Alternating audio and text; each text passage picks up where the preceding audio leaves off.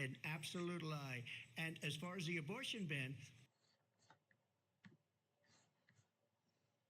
no, I'm not in favor of abortion ban, but it doesn't matter because this issue has now been taken over by the states. Would you veto a national abortion ban if it came Well, to I your won't desk? have to because, again, two things. This Number debate one, was she said she'll go back to crazy, but I Congress. She'll think never get Trump the did a vote. great It's job. impossible for her to get the vote, Because especially Kamala with Harris, the Kamala 50-50, Harris, Kamala, essentially all they 50-50 in does is both a bunch of Senate and the lying. House. All they She's do not is going to get the lie vote. and She change can't his get the vote. She face. won't even Lie, become close to lie, it. So it's lie. just talk. You All know they, what it reminds all me they of when they said they campaign were was going to get about was the student loans abortion, terminated, abortion, abortion. and it ended up being a total catastrophe. The student loans, and then I think probably her boss, if you call him a boss, he spends all his time on the beach.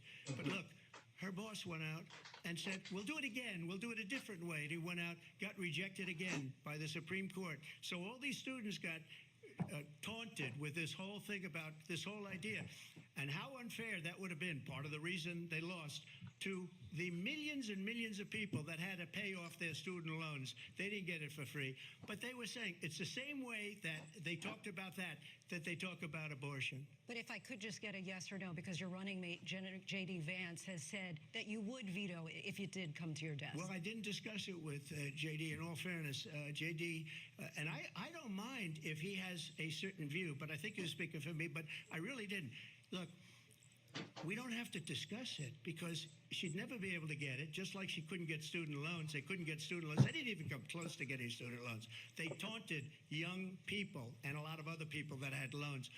They can never get this approved. So it doesn't matter what she says about going to Congress. So wonderful. Let's go to Congress, do it.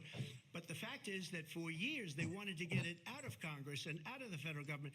And we did something that everybody said couldn't be done. And now you have a vote of the people on abortion.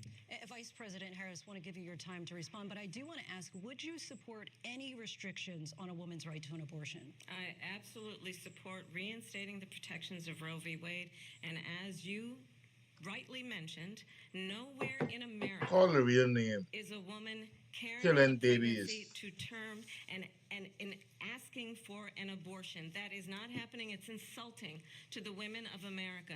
And understand what has been happening under Donald And your Trump's abortion bust out to your Riley? couples who pray and dream of having a family are being denied IVF. You never treatment. carry no children, What is Kamala happening Harris. in our country? You never was pregnant. Working You never had no working baby. women You don't know who nothing but are no working damn one or child. two jobs, who can barely afford childcare as it is, have to travel to another state to get on a plane sitting next to strangers to go and get the health care she needs. Barely can afford to do it, and what you are putting her through is unconscionable. And the people of America have not, the majority of Americans believe in a woman's right to make decisions about her own body, and that is why in every That's you state would where know. this issue has been on the ballot, in red and blue states both, the people of America have voted for freedom. Vice President Harris, Excuse me, I thank have to you. respond. Another lie. Thank you. Another lie. Another lie. I have been a leader on IVF, which is fertilization. The IVF, I have been a leader. In fact, when they got a very negative decision on IVF from the Alabama courts, I saw the people of Alabama and the legislature 2 days later voted it in. I've been a leader on it. They know that, and everybody else knows it. I have been a leader on fertilization, IVF. And the other thing, you should ask, will she allow abortion in the 8th month, 9th month, 7th month? Come on. Okay, would you do that? Why don't you ask her Why- that question? why don't you That's answer the the problem. question, would you Because veto? under Roe v. Answer Wade, the question, would you veto? you could do abortions in the 7th month, the 8th month, the 9th That's month, not true. and probably after birth. Just look at the former governor of Virginia. The governor of Virginia said we put the baby aside and then we determine what we want to do with the baby. President Wow. Trump, thank you. We're going to turn now to immigration and border security. We know it's an issue that's important to Republicans, Democrats, voters across the board in this country. Vice President Harris, you were tasked by President Biden with getting to the root causes of migration from Central America. We know that illegal border crossings reached a record high in the Biden administration. This past June, President Biden imposed tough new asylum restrictions. We know the numbers since then have dropped significantly. But my question to you tonight is, why did the administration wait until 6 months before the election to act? And would you have done Yeah. anything differently from President Biden on this? So I'm the only person on this stage who has prosecuted transnational criminal organizations for the trafficking of guns, drugs, and human beings. And let me say that the United States Congress, including some of the most conservative members of the United States Senate, came up with a border security bill which I supported. And that bill would have put 1,500 more border agents on the border to help those folks who are working there right now overtime trying to do their job. It would have allowed us to stem the flow of fentanyl coming into the United States. I know there are so many families watching tonight who have been personally affected by the surge of fentanyl in our country. That bill would have put more resources to allow us to prosecute transnational criminal organizations for trafficking in guns, drugs, and human beings. But you know what happened to that bill? Donald Trump got on the phone, called up some folks in Congress, and said, kill the bill. And you know why? Because he preferred to run on a problem instead of fixing a problem. And understand, this comes at a time where the people of our country actually need a leader who engages in solutions, who actually addresses the problems at hand. Oh, hell no. What we have in the former president is someone who would prefer to run on a problem instead of fixing a problem. And I'll tell you something, he's going to talk about immigration a lot tonight, even when it's not the subject that is being raised. And I'm going to actually do something really unusual, and I'm going to invite you to attend one of Donald Trump's rallies, because it's a really interesting thing to watch. You will see during the course of his rallies, he talks about fictional characters like Hannibal Lecter. He will talk about windmills cause cancer. And what you will also notice is that people start leaving his rallies early out of exhaustion and boredom. And I will tell you, the one thing you will not hear him talk about is you. You will not hear him talk about your needs, your dreams, and your desires. Wow, and I'll tell you, I believe you deserve a president. How you get that position anyway? How you get up there? To you that I will. So far, how you get there? Thank you. President Trump, on that point, I want to get your response. Well, I would like to respond. Let me just ask, though, why did you try to kill that bill, and successfully so, that would have put thousands of additional agents and officers on the border? First, let me respond as to the rallies.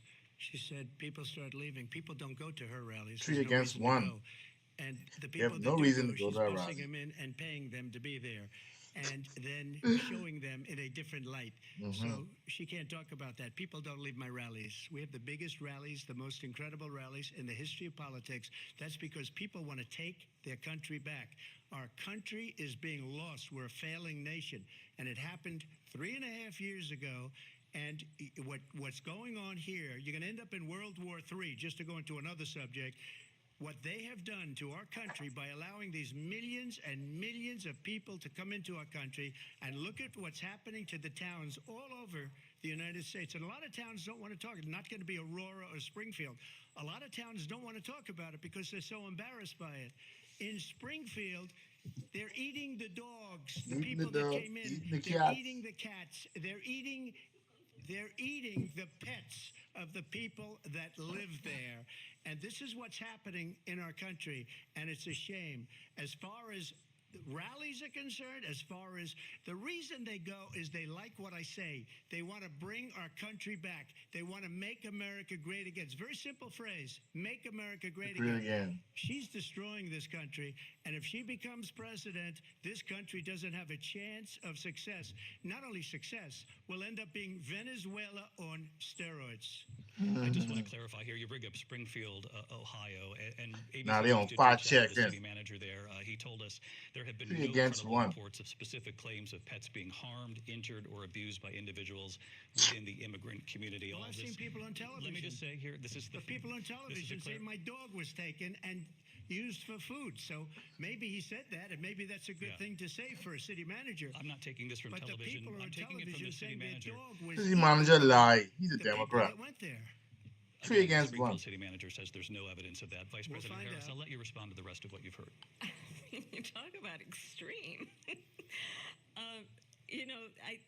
This is, I think, one of the reasons why in this election I actually have the endorsement of 200 Republicans who have formerly worked with President Bush, Mitt Romney, and John McCain, including the endorsement of former Vice President Dick Cheney and Congress member Liz Cheney.